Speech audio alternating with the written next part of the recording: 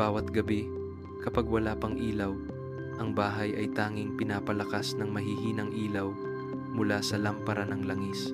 Sa tahimik na paligid, ang dilim ay sumasakop sa lahat, ngunit nagdudulot ito ng pakiramdam ng pagiging malapit at init na mahirap matagpuan sa ibang lugar. Ang mga lumang dingding na gawa sa kahoy ay hindi na kasing ningning ng dati, ngunit sa ilalim ng mahina at malambot na liwanag ng lampara, nagiging mahalaga sila sa espasyong ito. Karaniwan, ang lola ay nagsisindi ng lampara ng langis tuwing dapit hapon, kapag ang huling sinag ng araw ay unti-unting nawawala at ang gabi ay sumasakop sa buong baryo. Sa mga sandaling iyon, ang buong paligid ng bahay ay nagiging tahimik, tanging ang banayad na hangin ang dumadaan sa mga makikitid na bintana. Ang mga anino ng mga puno ay sumasayaw sa hangin, parang mga malalaking anino na nagsasayaw sa dilim. Sa madilim na kalangitan, ang mapurol na liwanag ng buwan ay sumisikat, nagre-refleksyon sa mga simpleng bubong, nagdadala ng tanawin na tahimik at misteryoso. Sa mga gabing ganito, ang lola ay karaniwang tahimik na nakaupo sa tabi ng lampara ng langis. Ang kanyang matandang mga mata ay tila sumasama sa katahimikan ng paligid. Ang maliit at simpleng bahay ay nagiging komportable at puno ng buhay sa mga gabing iyon.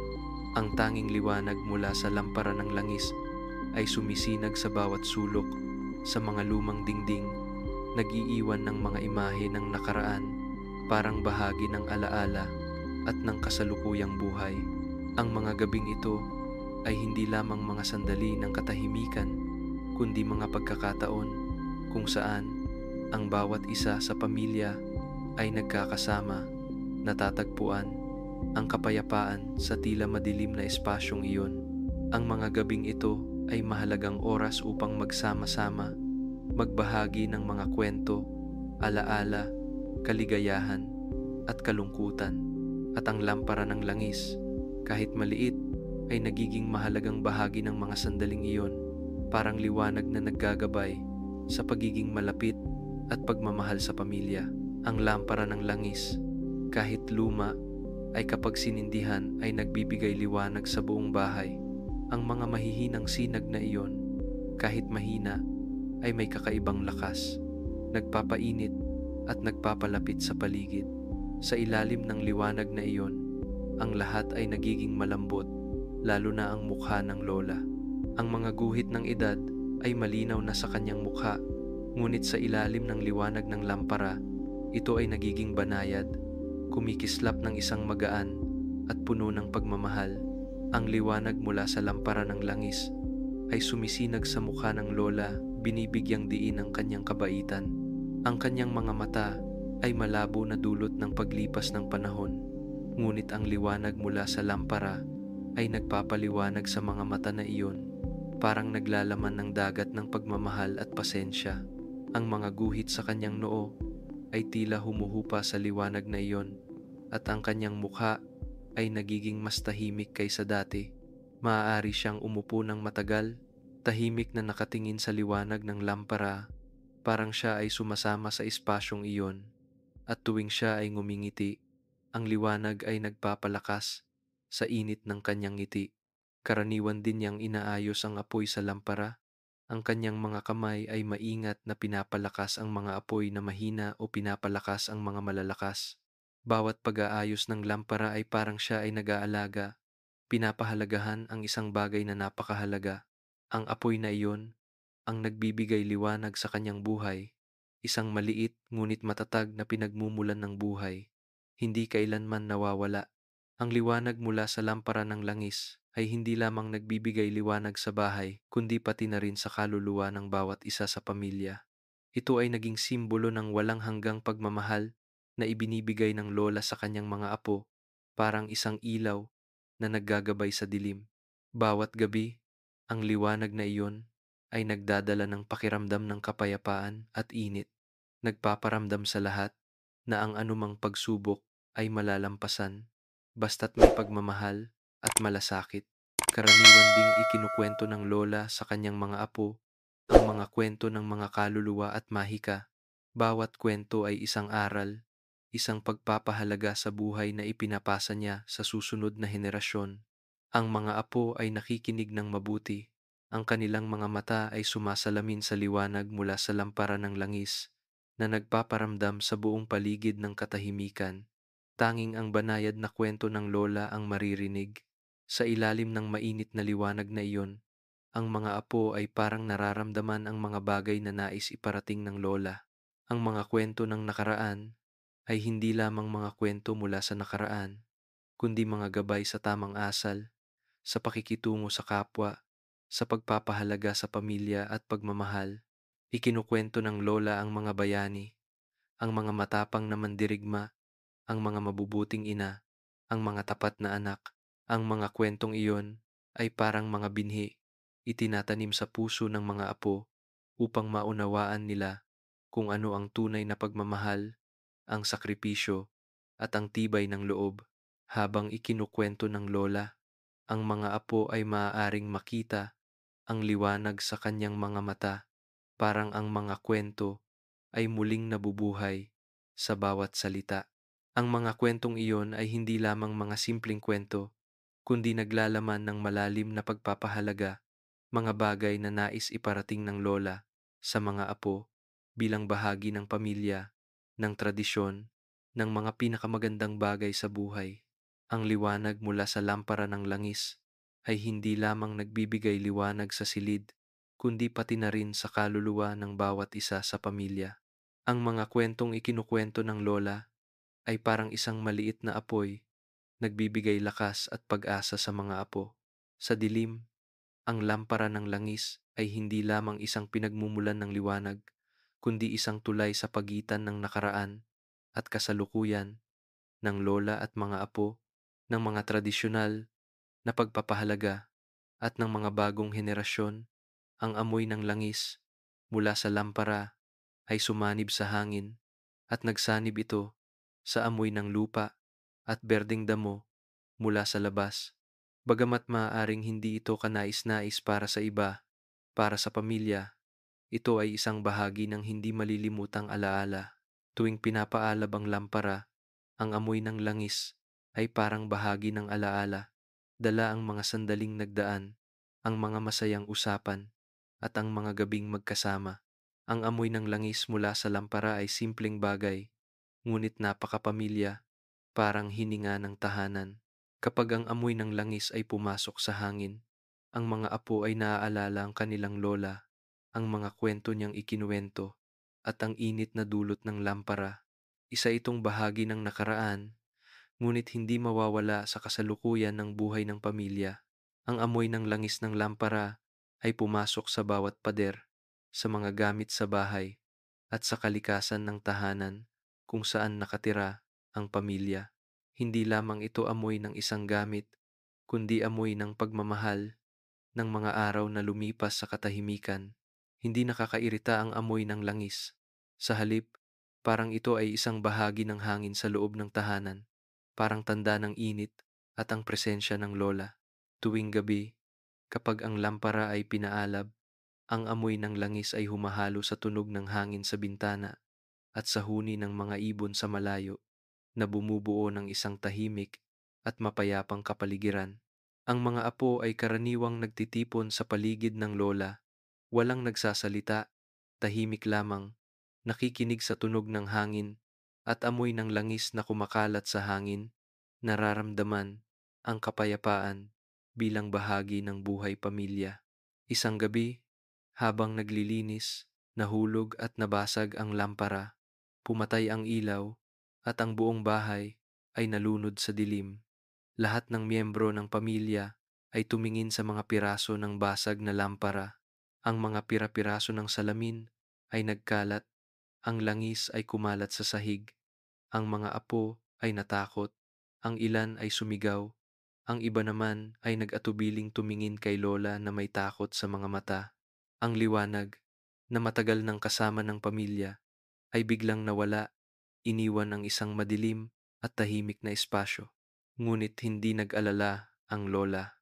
Dahan-dahan siyang tumayo at ang kanyang mga mata ay puno ng kabaitan at pasensya. Pinaanti niya ang mga apo at sinabi ng mahinahon, "Huwag matakot, ang dilim ay bahagi ng buhay. Ang liwanag ay muling darating, kailangan lang nating maghintay at magtiwala dito." Ang kanyang mga salita ay hindi lang nakapagpapakalma, kundi nagbigay ng katahimikan na tinulungan ang lahat na magtiwala sa isa't isa sa mahirap na sandali. Hindi lang siya nagpapakalma sa salita, kundi sa pamamagitan ng kanyang mga aksyon. Sinimulan niyang linisin ang mga pira-piraso ng basag na lampara, dahan-dahan at maingat, parang gusto niyang ituro sa mga apo na kahit sa dilim, maaari pa rin nating gawin ang lahat ng may pasensya at pagmamahal. Sa tahimik na kalikasan ng lugar, ang mga apo ay dahan-dahan ring kumalma. Naupo si Lola, hinaplos ang bawat isa, tinuruan sila kung paano harapin ang sitwasyon ng may kalmado. Kapag may nabasag, hindi ibig sabihin ay tapos na, kundi pagkakataon ito para magsimula muli. Ang mga salita ng Lola ay parang liwanag sa dilim na nagbigay ng pag-asa at pagmamahal sa mga apo at ginigiya sila sa magandang hinaharap pagkatapos ng mga pagsubok. Kahit na nabasag ang lampara, itinuro ng Lola sa mga apo na ang tunay na liwanag ay hindi nanggagaling sa gamit, kundi mula sa pusong punong-puno ng pagmamahal ng bawat isa sa pamilya. Itinuro niya sa kanila na ang liwanag ay hindi lamang isang lampara, kundi ang mga bagay na ipinapaabot natin sa isa't isa, pagmamahal, pag-aalaga, at pagbabahagi. Maaaring wala tayong lampara, ngunit kung ang puso natin ay laging maliwanag, lahat ng bagay ay magiging maliwanag. Sabi niya sa mga apo, ang mga mata niya ay puno ng tiwala at pag-asa. Kahit wala na ang lumang lampara, nakakita pa rin ang pamilya ng isang liwanag na hindi kailanman maglalaho, at ito ay ang pagmamahal sa isa't isa. Sama-sama nilang inayos ang lampara, hindi lamang upang ibalik ang pisikal na liwanag, kundi upang muling makuha ang tiwala sa buhay. Sa mga halaga na itinuro ng Lola, ang bawat isa sa pamilya ay tumulong upang ayusin ang lampara. Sinimulan ng mga apo na linisin ito, maglagay ng bagong langis, at maingat na isaayos ang bawat bahagi ng lampara. Ang gawaing ito ay hindi lamang pisikal na pagkumpuni, kundi isang muling pagsilang ng tiwala at pag-asa sa puso ng bawat isa. Nakatayo si Lola sa tabi, pinagmamasdan ang lahat, at ang kanyang mga mata ay kumikislap ng pagmamalaki. Ang mga apo, bagamat bata pa, ay natutunan na ang liwanag ay hindi lamang mula sa gamit, kundi mula sa pagkakaisa, pagmamahal, at pag-asa. Sa huli, muling pinaalab ang lampara, ang liwanag ay mahina ngunit mainit tulad ng dati. Ang liwanag na ito ay hindi lamang nagbigay liwanag sa bahay, kundi nagbigay liwanag sa puso ng bawat isa sa pamilya. Bawat gabi, ang lola ay nagsasalaysay ng iba't ibang kwento sa kanyang mga apo. Ang bawat kwento ay natatangi, puno ng mga aral at mensahe na nais niyang ipasa sa kanila. Minsan, ito ay tungkol sa mga Diyos at santo. Minsan naman ay tungkol sa kabutihang loob, sakripisyo, at mga pagpapahalaga sa buhay. Magsisimula siyang magkwento ng mahinahon, ang kanyang mga mata ay kumikislap sa ilalim ng liwanag ng lampara ng langis, na para bang ang bawat salita ay may kasamang alaala at karunungan mula sa kanyang mga karanasan. Ang mga apo, kahit na minsan ay hindi lubos na nauunawaan ang mga kwento, ay nakikinig ng mabuti, nagtatanong paminsan-minsan tungkol sa mga detalye. Bagamat bata pa sila, unti-unti nilang natututuhan ang mga pagpapahalaga na itinuturo ng lola sa pamamagitan ng mga kwento. Ikinukwento ng lola ang mga kwento ng katapatan, ng mga taong nag-alay ng kanilang buhay para sa iba, ng mga bayani na hindi ang pinakamalakas, kundi ang may pinakamalaking puso. Ikinukwento niya ang mga taong hindi nag-atubiling ipagtanggol ang mga mahihina kahit na alam nilang may kapalit na sakripisyo. Ang mga kwentong ito ay hindi lamang mga salaysay, kundi mga aral tungkol sa moralidad, pagkatao, at kung paano mamuhay ng may kabutihan at pagmamahal.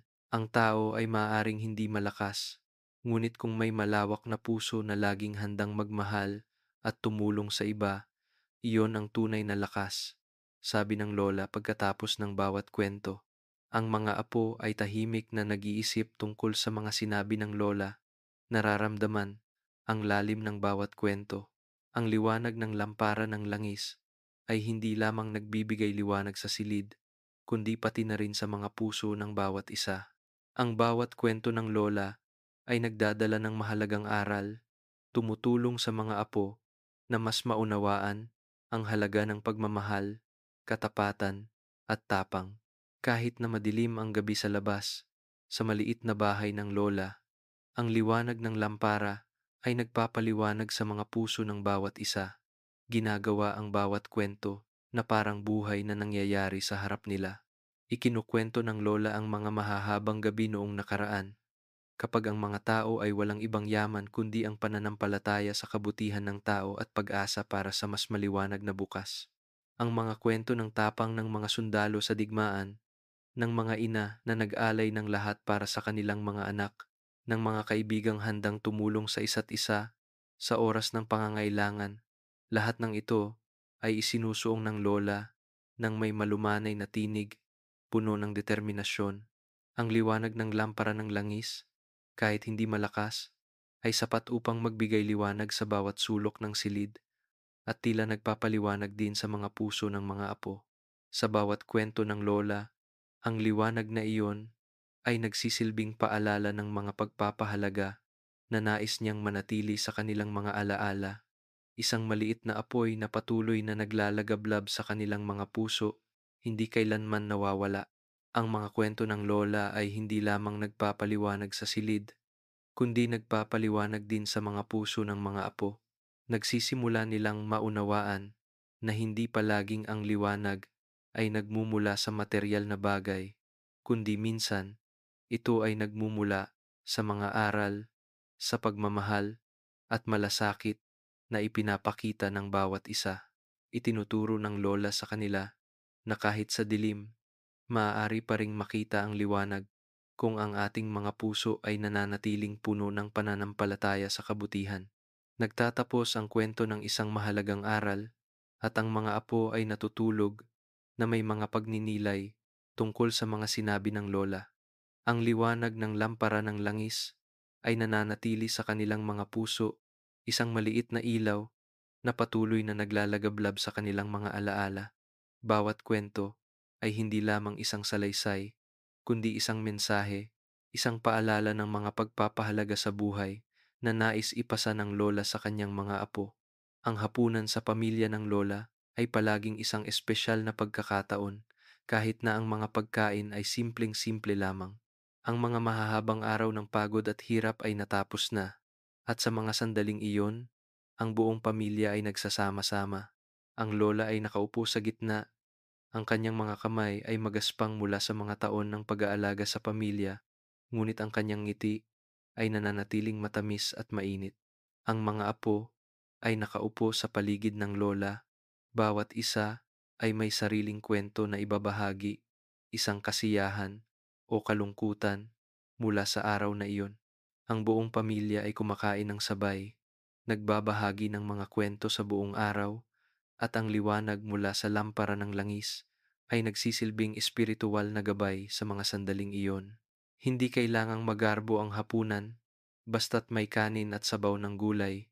Paminsan-minsan ay may isdang nilaga o paboritong putahe, ngunit para sa lola at mga apo, ito ay isang mahalagang pagkain. Ang mga simpleng pagkain na ito ay naglalaman ng pagmamahal ng lola para sa pamilya. Bawat kagat ng kanin, bawat higop ng sabaw, ay nagdadala ng kanyang malasakit at pag-aalaga. Palagi niyang pinapansin ang bawat apo, tinatanong ang bawat isa tungkol sa araw nila, tungkol sa mga kasiyahan at kalungkutan na kanilang naranasan. Ang liwanag mula sa lampara ng langis sa hapagkainan ay kumikislap ng banayad, bumubuo ng isang maligaya at maaliwalas na kapaligiran. Bagamat luma na ang lampara, ang mainit na liwanag nito ay parang gabay na nagsisilbing liwanag para sa pagsasama-sama, para sa pagmamahal sa pamilya. Sa mga sandaling iyon, lahat ng bagay sa paligid ay nagiging malabo, tanging ang pagmamahal at ugnayan sa pagitan ng lola at mga apo ang namumukod. Ang maliit na bahay, ang simpleng hapunan, ngunit lahat ito ay nagiging mga di malilimutang sandali sa mga puso ng mga apo. Matapos kumain, ang lola ay karaniwang nauupo at nakikinig sa mga apo habang ikinukwento nila ang mga kasiyahan at kalungkutan ng araw. Ang mga apo ay nagsisimulang magsalita tungkol sa mga nangyari sa paaralan, ang mga laro sa labas, ang mga ugnayang pampamilya, pati na rin ang kanilang mga alalahanin at pag-aalala. May mga apo na masaya dahil nakakuha ng mataas na marka sa pagsusulit. May mga malungkot dahil hindi natapos ang isang laro sa labas. Ang mga kwentong ito ay ibinabahagi ng mga apo ng taos-puso, at kahit na may mga pagkakataong malakas ang tawanan, may mga sandali rin na ang mga mata ng mga apo ay nagiging seryoso, na parang nais nilang ibahagi ang kanilang saloobin, ngunit nahihirapang ipahayag ito sa mga salita. Hindi minamadali ng lola ang bawat isa, bagkus ay tahimik na nakikinig. Nauunawaan niya na bawat kwento ng mga apo ay naglalaman ng tunay na damdamin, maging kasiyahan o kalungkutan. Nakikinig siya hindi lamang gamit ang mga tainga, kundi pati na rin ang puso, at nauunawaan na sa mga sandaling ito, ang mga apo ay nangangailangan ng pakiramdam, ng pag-unawa at pagtanggap. Matapos bawat kwento, ang lola ay karaniwang nagbibigay ng mga payo na magaan, simple ngunit malalim. Pinapayuhan niya ang mga apo na maging matiyaga, na pahalagahan ang mga bagay na mayroon sila, at palaging maging tapat sa buhay. Ang mga salita ng lola, bagamat simple, ay may malaking epekto at tumutulong sa mga apo na maunawaan na ang buhay ay hindi palaging puno ng kasiyahan, ngunit palaging may mga magagandang bagay na matutuklasan kung tayo ay mamumuhay ng may katapatan at pagmamahal. Anak, kapag ikaw ay nalulungkot, tandaan mong bawat paghihirap ay isang aral, at pagkatapos ng mga pagsubok, laging may kasiyahan. Ang mahalaga ay matutunan mong bumangon pagkatapos ng bawat pagkatalo, sabi ng lola. Ang kanyang mga mata ay matamis na tinitingnan ang mga apo, at ang bawat payo ay sumasalamin sa kanilang mga puso. Natapos ang hapunan na may mga ngiti at mga pagbati ng magandang gabi. Bawat apo ay umalis mula sa hapagkainan at nagpunta sa kanilang mga kwarto, ngunit ang liwanag ng lampara ng langis ay patuloy na kumikislap sa hangin. Ang atmosfera sa loob ng bahay ay naging tahimik at mapayapa. Ang liwanag mula sa lampara ng langis ay unti-unting nawala at iniwan ang isang malabong espasyo sa gabi. Ngunit kahit na ang liwanag ay unti-unting dim, ang init at malapit na ugnayan ay patuloy na nananatili sa mga puso ng bawat isa. Ang buong pamilya ay natulog na, ngunit ang mga salita ng lola ay patuloy na sumasariwa sa kanilang mga isipan. Ang liwanag ng lampara ng langis ay hindi lamang nagbigay liwanag sa silid, kundi nagbigay liwanag sa puso ng bawat isa sa pamilya. Kahit na madilim, ang liwanag na iyon ay patuloy na mananatili sa mga puso ng bawat isa bilang simbolo ng tiwala, pag-asa, at pagmamahal na hindi kailanman maglalaho. Ang bawat isa sa pamilya ng lola ay naramdaman na kahit na ang lampara ng langis ay mawalan ng liwanag, ang pagmamahal at mga aral na ibinahagi ng lola ay patuloy na magiging gabay sa kanilang buhay. Hindi madali ang buhay ng lola. Bagamat hindi sagana sa material na bagay, ibinubuhos niya ang lahat ng kanyang walang kondisyong pagmamahal sa kanyang mga apo. Bawat gabi, kahit pagod mula sa pagtatrabaho sa bukirin, sisindihan niya ang lampara ng langis, hindi lamang upang magbigay liwanag sa silid, kundi upang matulungan ang mga apo sa kanilang pag-aaral. Sa ilalim ng maputlang liwanag ng lampara, nakaupo siya sa tabi, tinutulungan ang mga apo sa kanilang mga takdang aralin. Ipinaliliwanag ang mga mahihirap na aralin na hindi nila nauunawaan. Ang liwanag mula sa lampara, bagamat simple, ay naging simbolo ng pagmamahal at sakripisyo na ibinubuhos ng lola sa kanyang mga apo. Bagamat hindi kayang bumili ng mamahaling gamit para sa mga apo, tinitiyak ng lola na mayroon silang sapat na pagkain, matutuluyan, at higit sa lahat, sapat na pag-aalaga. Alam niyang sa buhay, hindi lahat ng bagay ay mabibili ng pera, ngunit ang pagmamahal at sakripisyo ay kayang baguhin ang buhay ng kanyang mga apo. Tuwing sisindihan niya ang lampara para mag-aral ang mga apo, lagi niyang sinasabi, "Mag-aral kayong mabuti. Darating ang araw na magliliwanag ang inyong landas." Ang mga salitang ito ay simpleng pahayag, ngunit nagsisilbing gabay para sa buong pamilya. Hindi lamang siya nagbibigay ng materyal na pangangailangan, kundi nagtuturo rin siya ng mga aral sa buhay, kung paano magmahal at magbahagi. Itinuturo niya na kahit gaano kahirap ang buhay, basta't may pagmamahal at tiyaga, lahat ng pagsubok ay malalampasan. Hindi lamang siya isang mabait na lola, kundi isang ina at kaibigan na katuwang sa buhay ng kanyang mga apo. May mga gabing hindi siya natutulog upang tulungan ang mga apo sa kanilang pag-aaral. Tuwing nakikita niyang nahihirapan ang mga apo sa kanilang aralin, gigising siya, sisindihan ang lampara ng langis, at tahimik na uupo sa tabi, ipinaliliwanag ang bawat aralin at problema na hindi nila nauunawaan. Sa mga sandaling iyon, hindi alintana ang pagod at oras. Ang tanging layunin ay matulungan ang mga apo na maunawaan ang kanilang mga aralin at magtagumpay sa kanilang pag-aaral. Bawat sandali ng mga gabing iyon, ang liwanag ng lampara ng langis ay hindi lamang pisikal na liwanag, kundi simbolo ng walang hanggang sakripisyo na ibinubuhos ng lola sa kanyang mga apo. Ang mga gabing walang tulog ay hindi lamang pagpapagod ng lola, kundi tahimik na sakripisyo na ibinubuhos niya para sa pamilya, para sa kanya. Ang pag-unlad at kaligayahan ng mga apo ang pinakamahalaga. Ang mga gabing walang tulog na iyon ay maaaring magdulot ng pagod sa kanya, ngunit hindi siya kailanman nagrereklamo. Patuloy siyang ngumingiti, niyayakap ang mga apo, at patuloy na nagtuturo sa kanila. Ang lampara ng langis sa mga gabing iyon ay hindi lamang isang gamit na nagbibigay liwanag, kundi larawan ng dedikasyon at sakripisyo. Ang liwanag na iyon ay parang isang ilaw na gumagabay sa mga apo sa kanilang paglalakbay sa paghahanap ng kaalaman at nagsisilbing inspirasyon upang hindi nila sukuan ang kanilang mga pangarap. Sa ilalim ng liwanag na iyon, hindi lamang aralin sa matematika, wika, o agham ang natutunan, kundi mga aral sa sipag, tiyaga, at walang kondisyong pagmamahal. Habang lumalaki ang mga apo, hindi nila malilimutan ang mga gabing walang tulog ng lola, hindi nila malilimutan ang lampara ng langis na nagbigay liwanag sa kanilang landas. Ang mga aral na ibinahagi ng lola, ang mga payo niya, ang mga gabing walang tulog upang tulungan silang malampasan ang mga hamon sa pag-aaral, lahat ng ito ay naging mahalagang bahagi ng kanilang buhay. Ang liwanag mula sa lampara ng langis ay hindi lamang simbolo ng sakripisyo, kundi simbolo ng malalim na pasasalamat na ibinubuhos ng mga apo sa kanilang lola.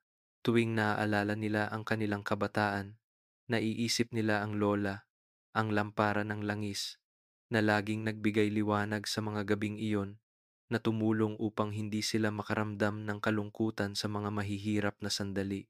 Ang lampara ng langis ay hindi lamang nagbigay liwanag sa silid, kundi nagbigay liwanag sa kanilang hinaharap.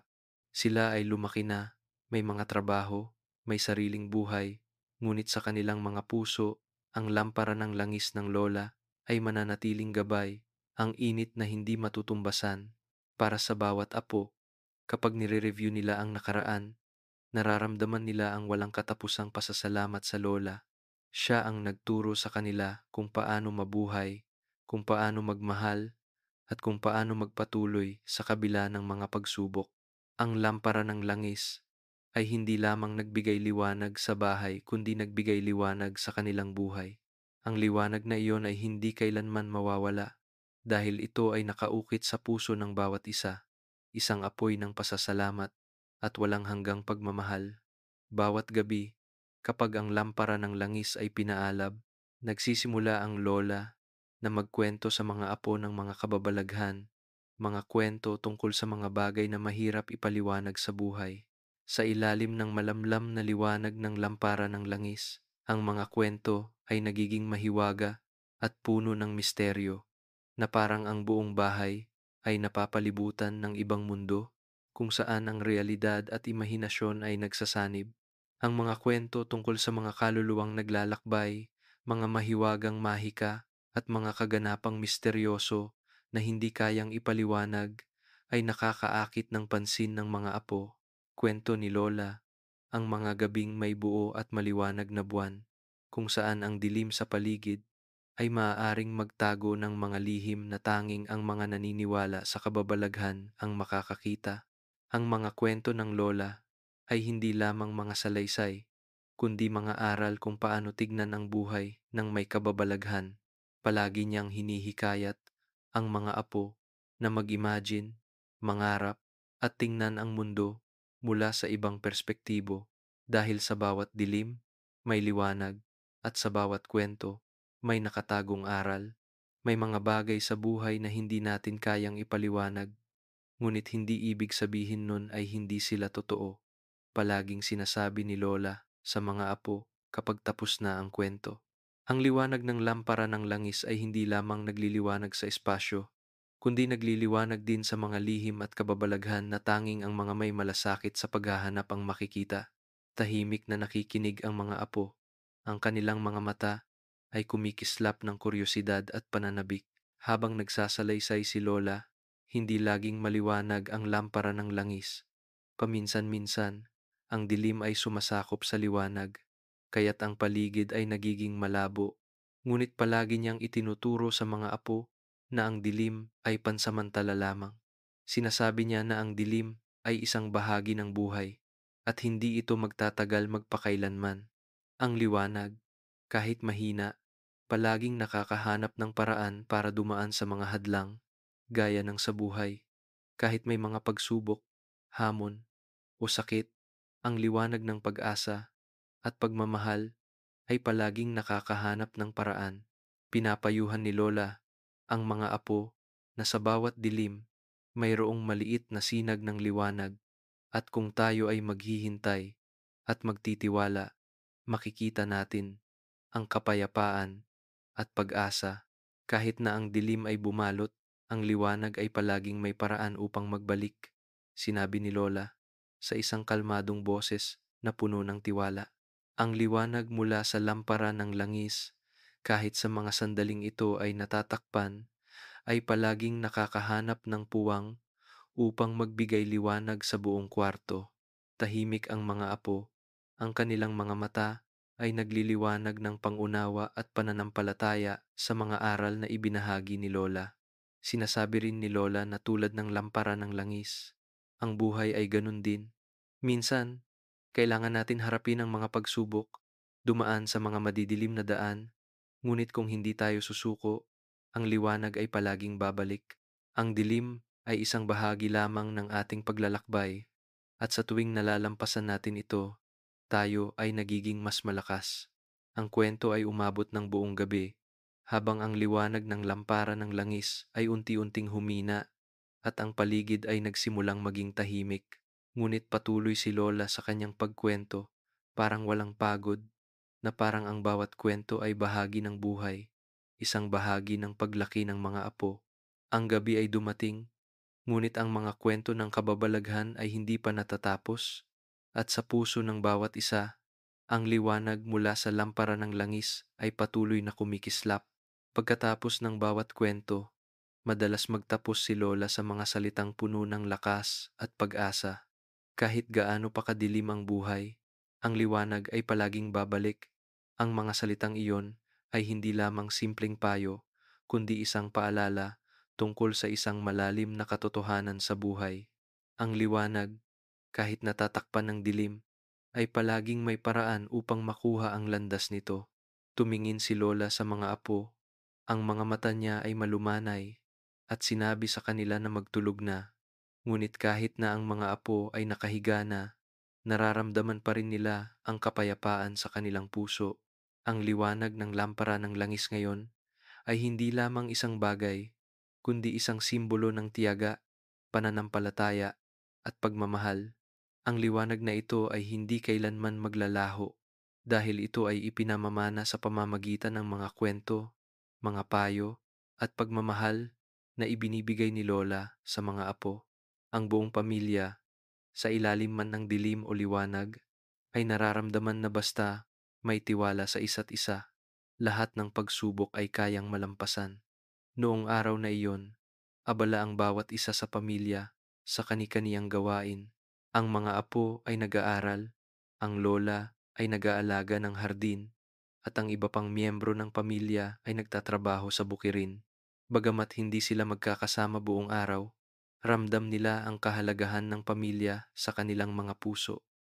Ang mga pang-araw-araw na gawain ay mahirap, ngunit hindi nito nababawasan ang pagmamahal sa pamilya. Pagdapon ng dapit hapon at unti-unting pagdilim ng langit, nagsimulang magbalikan ang bawat isa sa bahay. Bagamat pagod, sabik silang magkasama dahil ito ang tanging oras upang magbahagi ng kaligayahan at kalungkutan ng araw. Nagtipon sila sa paligid ng lampara ng langis, at ang maliit na ilaw na iyon ay naging sentro ng koneksyon, isang matibay na sandigan para sa mga kwento, saloobin, at tawanan. Sa malambot na liwanag ng lampara, ang lahat ng pagod at alalahanin ay tila nawawala. Ang bawat isa ay nagmamasid sa isa't isa, nakikinig, at nararamdaman ang init na dulot ng pamilya.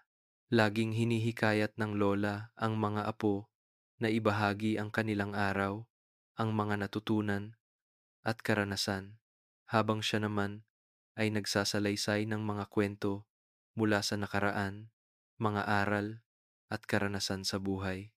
Palagi niyang ipinapaalala sa mga apo na kahit gaano man sila kabisi, ang pamilya ay laging tahanan na maaari nilang balikan. Sabi niya, anuman ang mangyari, ang pamilya ang unang at huling tahanan na kailangan nating balikan. Dito, laging may pagmamahal, pagkakaunawaan, at pag-aalaga. Ang mga salitang ito ng lola ay nagsisilbing paalala sa bawat isa sa pamilya ng kahalagahan ng mga sandali ng pagsasama. Ang liwanag ng lampara ng langis ay simbolo ng pagkakaisa. Bawat gabi, kapag ang lampara ay sinindihan, ito ang oras na ang bawat isa ay humihinto, iniiwan ang mga gawain, at naglalaan ng oras para sa isa't isa. Ang liwanag na iyon ay hindi lamang nagbigay liwanag sa silid, kundi pati na rin sa mga ugnayan at pagmamahal sa pamilya. Ito ay isang hindi nakikitang koneksyon na nagpaparamdam na kahit gaano man kabisi, ang pamilya ay laging tahanan na maaari nilang balikan. Ang lola ay laging ang unang nagpaalala sa mga apo ng kahalagahan ng pamilya. Ibinabahagi niya ang mga kwento ng nakaraan, kung paano ang pamilya ay hindi mayaman sa material na bagay, ngunit puno ng pagmamahal at pagkakaisa. Sa bawat kwento ng lola, ang mga apo ay natututo na pahalagahan ang bawat sandali kasama ang pamilya, ang mga gabing nagsasama-sama sa ilalim ng liwanag ng lampara ng langis. Bawat gabi, kapag ang buong pamilya ay nagtipon sa paligid ng lampara ng langis, hindi lamang ito oras ng pagkain at pagpapahinga, kundi oras din ng pakikinig at pag-unawa sa isa't isa. Ang mga kwento ng araw, mga kaligayahan at kalungkutan, mga pangarap at pag-asa, lahat ay ibinabahagi sa mainit na paligid na iyon. Walang naiwan sa likod, walang nakakaramdam ng kalungkutan o kakulangan sa pagmamahal. Ang bawat isa sa pamilya ay may pagkakataon na ipahayag ang kanilang nararamdaman, at ang bawat isa ay nakikinig ng may malasakit at pagmamahal.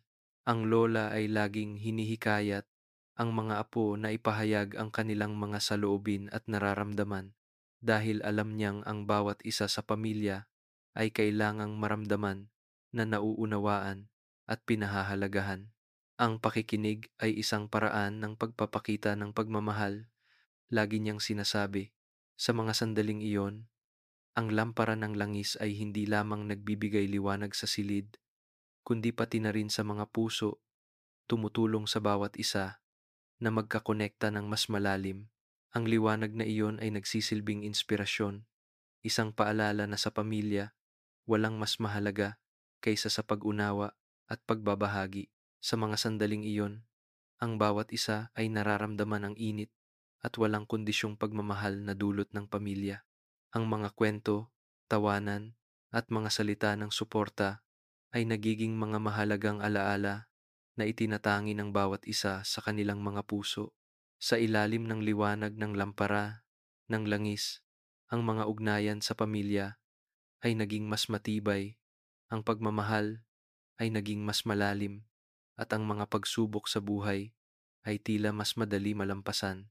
Sa wakas, matapos ang isang mahabang araw, kapag ang bawat isa ay naibahagi na ang kanilang kaligayahan at kalungkutan, ang lampara ng langis ay dahan-dahang nawawala ang liwanag, ngunit ang mga alaala at pagmamahal ay patuloy na magbibigay liwanag sa bawat isa, nagsisilbing gabay at lakas para sa mga darating na araw. Minsan, ang lampara ng langis ay mag-aalab sa kalagitnaan ng gabi at ang buong bahay ay biglang magdidilim, parang isang makapal na anino na bumabalot sa lahat. Sa bawat pagkakataon na mangyari ito, ang mga apo ay nakakaramdam ng takot, minsan ay naguguluhan dahil ang paligid ay biglang nawawala sa dilim. Ngunit laging itinuro ni Lola sa mga apo na kapag ang liwanag ay nawala, kailangan nating maghanap ng liwanag mula sa loob ng ating mga puso. Ang mga simpleng salitang ito ni Lola ay isang mahalagang aral na palaging pinananatili ng mga apo sa kanilang mga puso. Hindi lamang tinuruan ni Lola ang mga apo kung paano muling sindihan ang lampara, kundi ipinakita niya rin sa kanila na minsan, sa buhay, ang liwanag mula sa labas ay maaaring maglaho at kailangan nating matutong maghanap ng liwanag mula sa ating sarili. Kahit na ang dilim ay maaaring magbigay ng kalituhan at kalungkutan, basta't may pananampalataya at tiyaga, makikita pa rin natin ang landas tulad ng lampara ng langis na laging muling pinapalakas tuwing ito'y pinapatay. Sa bawat pagkakataon na ang lampara ay mag-aalab, si Lola ang laging matiyagang naghahanap ng paraan upang muling sindihan ang apoy. At kapag sumik ang ilaw, hindi lamang ito liwanag ng lampara, kundi ang liwanag ng katatagan at pag-asa sa bawat isa. Hindi kailanman hinayaan ni Lola na ang dilim ay magpatalo sa kanya at laging hinihikayat ang mga apo na matutong bumangon kahit na sa pinakamahirap na mga pagsubok. Sa mga sandaling iyon, ang lampara ng langis ay nagiging aral ng katatagan at determinasyon. Ang liwanag mula sa lampara ng langis ay hindi lamang nagbigay liwanag sa silid sa dilim, kundi nagsisilbi rin itong pampatibay loob tuwing ang pamilya ay nahaharap sa mga pagsubok. Sa mga oras ng hirap, kapag ang buhay ay nagiging masikip at nakakapagod, ang lampara ng langis ay isang ilaw na hindi nagpaparamdam ng pagkawalay.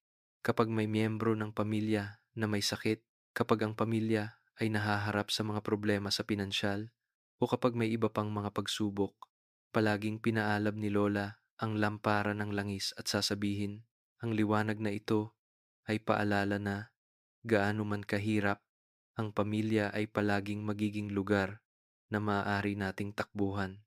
Hindi lang niya pinaalab ang lampara, kundi pinaalab din niya ang isang tiwala sa puso ng bawat isa. Ang liwanag na ito ay simbolo ng pagmamahal at katatagan na hindi sumusuko. Tuwing may pagsubok, alam ng bawat miyembro ng pamilya na hindi sila nag-iisa. Ang bawat isa ay magtutulungan upang malampasan ang mga hamon, magkakasama sa mga oras ng pangangailangan. Ang lampara ng langis, kahit isang simpleng gamit lamang, ay may hindi nakikitang lakas na tumutulong sa pamilya na manatiling matatag sa harap ng mga bagyo ng buhay. Sa liwanag ng lampara, lahat ng miyembro ng pamilya ay nakakaramdam ng init, hindi lamang mula sa apoy, kundi mula sa pagmamahal na kanilang ibinibigay sa isa't isa. Bawat pagkakataon na ang liwanag ng lampara ay kumikislap sa gabi, ito ay isang paalala na kahit sa mga oras ng pagsubok, ang pagmamahal at pagkakaisa ang pinakamalakas na puwersa upang malampasan ang lahat. Kahit na ang lampara ng langis ay luma na, ito pa rin ay simbolo ng pagkakabigkis ng pamilya, ng mga gabing puno ng init at ng mga di malilimutang alaala. Ang mga gabing kasama ang lampara ng langis ay naging mahahalagang alaala sa mga puso ng mga apo, mga alaala na hindi lamang tungkol sa liwanag kundi sa pagmamahal, pag-aalaga at pagbabahagi. Ang lampara ng langis ay hindi lamang isang simpleng kasangkapan sa pag-iilaw, kundi isang mahalagang bahagi ng buhay pamilya. Tinuruan ni Lola ang mga apo na kahit na ang material na bagay ay nagbabago, ang mga espiritual na halaga, mga alaala, at pagmamahal ng pamilya ay mga bagay na mananatili magpakailanman. Ang liwanag mula sa lampara ng langis ay hindi lamang nagbigay liwanag sa paligid, kundi nagbigay liwanag din sa puso ng bawat miyembro ng pamilya.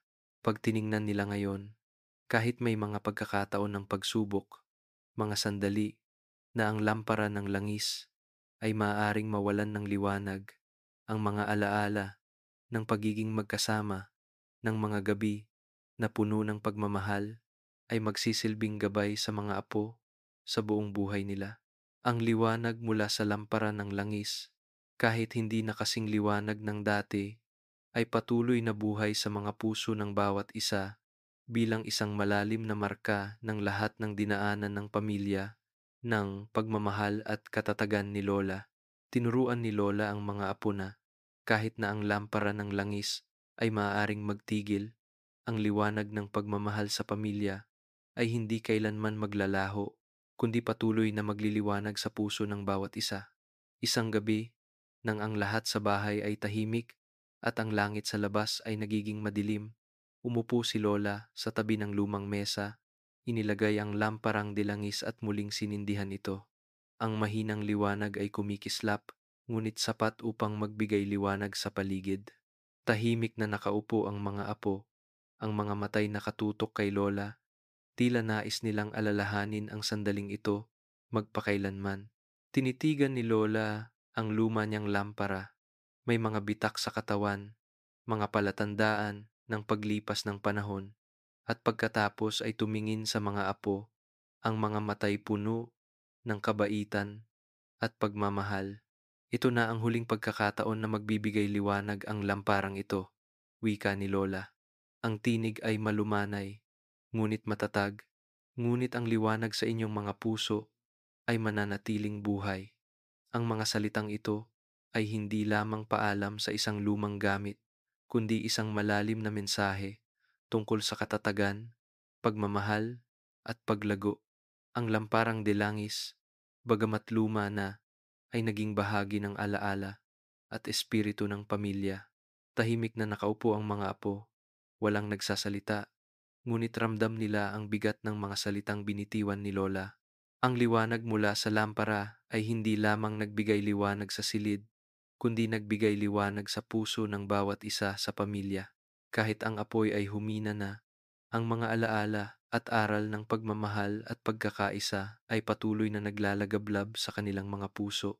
Hindi lamang paalam kay Lola ang lamparang dilangis, kundi paalam din sa isang bahagi ng nakaraan ng pamilya. Kahit ang mga gamit ay masisira, ang pagmamahal at pag-aaruga sa pamilya ay hindi kailanman maglalaho, wika ni Lola. Ang tinig ay puno ng init ngunit may bahid ng kaunting lungkot. Ang lamparang dilangis, bagamat luma na, ay naging saksi sa maraming mahahalagang sandali sa buhay ng pamilya. Mga gabing nagsasama-sama, mga kwentong ibinabahagi, mga oras ng pagsubok at kaligayahan. Isa itong mahalagang bahagi ng alaala ng bawat isa, isang simbolo ng pagmamahal ng pamilya. Tumingin si Lola sa mga apo, ang mga matay puno ng pagmamahal at nagpatuloy. Tandaan ninyo, kapag ang liwanag mula sa labas ay nawala, maaari ninyong pagningasin ang liwanag mula sa inyong mga puso. Iyon ang tunay na liwanag na walang hanggan. Ang paalam ni Lola ay hindi lamang para sa lamparang dilangis, kundi isang aral ng katatagan at walang hanggang pagmamahal. Bagamat ang mga materyal na bagay ay maaaring masira, ang mga espiritual na halaga na itinuturo ni Lola ay mananatili sa mga puso ng mga apo. Hindi na kailangan pang magsalita ng mga apo upang magpasalamat dahil sa kanilang mga mata, nasabi na ni Lola ang lahat ng kanilang nais marinig. Ang paalam na iyon ay hindi pagtatapos, kundi isang paglipat, isang paglago. Ramdam ng bawat apo na kahit ang lamparang dilangis ay nawala na, ang pagmamahal at liwanag mula kay Lola ay patuloy na magbibigay gabay sa kanilang buhay. Nang ang lamparang dilangis ay mawalan ng liwanag, isang katahimikan ang bumalot sa silid. Ngunit tumayo si Lola, kumuha ng bagong lampara, sinindihan ang bagong apoy, at ang liwanag mula sa bagong lampara ay muling nagbigay liwanag sa silid. Bagamat ang lumang lampara ay wala na, ang liwanag mula sa bagong lampara ay hindi lamang kapalit, kundi isang bagong simula para sa pamilya. Ang liwanag mula sa lumang lampara ay hindi kailanman maglalaho.